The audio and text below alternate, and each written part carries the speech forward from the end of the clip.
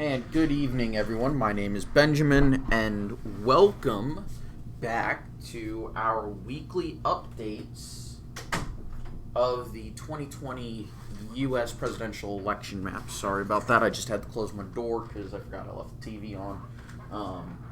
Yes, I know that's extremely professional of me. Anyway, on I'm gonna say Saturday.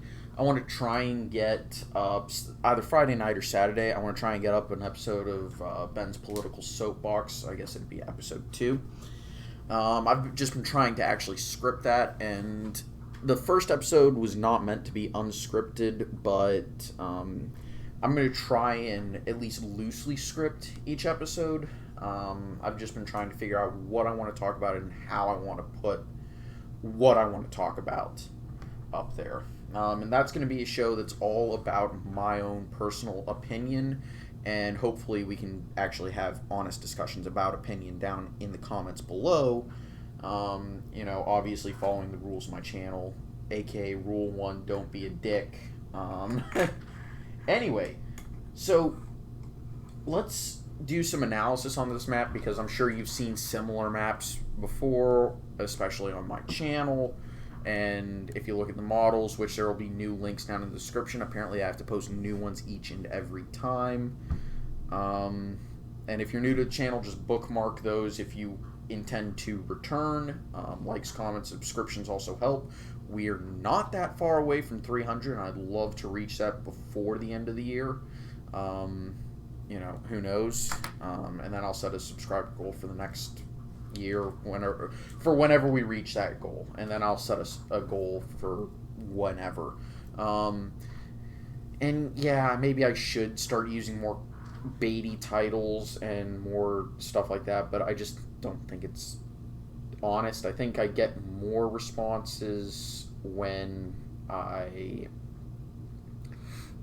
get more responses and more views when I actually put a title in it rather than just update this day, which I want to have the actual date released somewhere. That way people know when it was published. That way they don't criticize me saying, oh, how come you're not talking about this major event that happened today?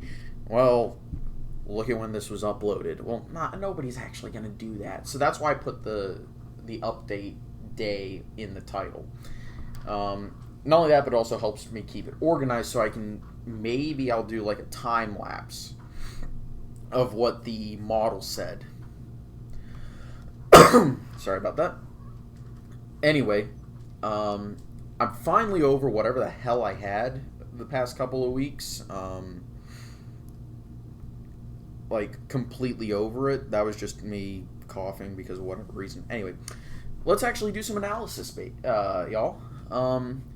The Southeast, this isn't too big of a shock for me that it's starting to trend towards the Democrats, and if you actually dig into the minutia, you'll also see Mississippi kind of moving a little bit.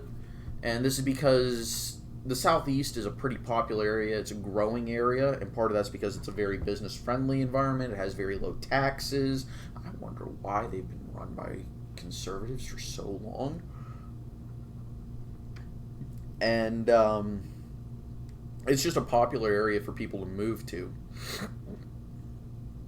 Weather's nice. It's a little bit hot and muggy, but I happen to live in a place that's not as hot and muggy, and we actually get all 4 seasons, including snow. Yeah, maybe if I ever do a vlog at some point, maybe I'll actually show y'all. But I do have to be careful about that type of thing, because I don't want to let metadata and all that nonsense, because I don't like the idea of potentially getting doxxed.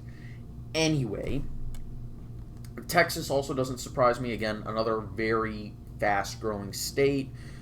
3 big metro areas. You could argue 4 or maybe even 5. And the 3 that are probably the best cases for large metro areas would be Dallas-Fort Worth, Houston, and San Antonio. If you want to make the case for 4, add in Austin. If you want to make the case of 5, add in El Paso.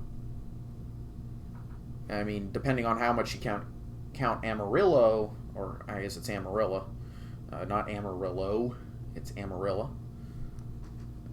which is up in this area. You could even make an argument for 6, but I really only count. I count 3 because they're, but I can see the argument for 4 or 5. Arizona, again, doesn't surprise me that it's competitive. This area doesn't surprise me that it's extremely competitive despite Trump's poor national numbers, especially in the wake of the Ukraine stuff. Just because that area, at least based off of my analysis on the voting margins as time has moved on, the area has gotten more Republican compared to the rest of the nation. And I think part of that is a lot of people from these places are, they're making moves down south for various reasons. Number one, industry is kind of leaving those areas. They're not big tech areas. As a matter of fact, Alabama is a growing tech area, believe it or not. Huntsville is a good example of that.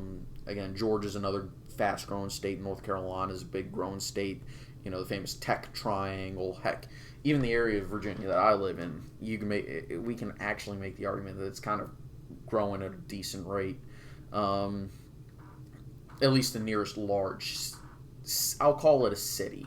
It's technically an incorporated city.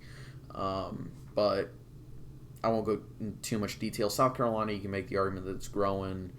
Texas is definitely growing, again, like I said. But the Midwest isn't. It's actually going the opposite direction. They're losing population, or they're just treading water. They're not gaining population as much as the other states. I think the only state that's going to stand to actually lose population is West Virginia. But there's reasons for that aren't due to the state itself. Just the population is old there. Older than the trees, younger than the mountains, blowing like the breeze. But yeah, and that's kind of true about all of Appalachia, if we're honest. Tennessee is kind of growing. Kentucky is kind of growing. Missouri for sure. And there's a memeable way to say that state. And the truth is, if you look at the analysis, you're going to see a lot of population trends in this map. And one of the reasons why I use the gradient that I do, set where I do, is because I want to actually see the gradient.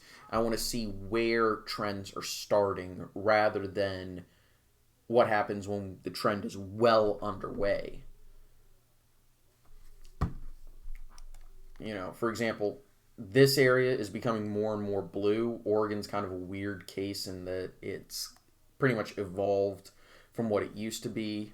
This area is trending more and more Republican. This is trending more Democrat. This is trending more Democrat.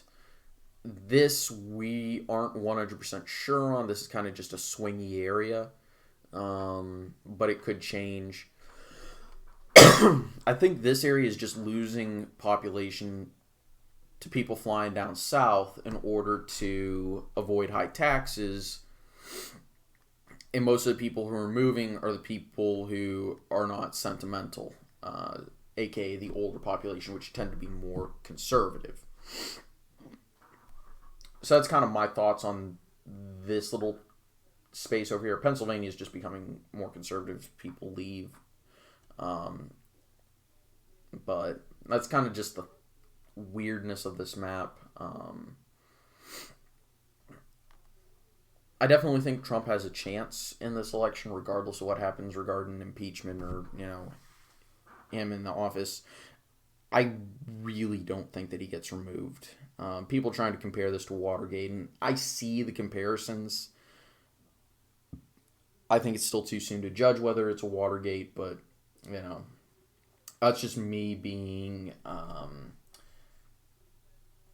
it's just me being, not the type to jump to conclusions. Anyway, y'all, I'm about done with my spiel on this quick analysis and showing off of the map. I want you all to have a nice evening.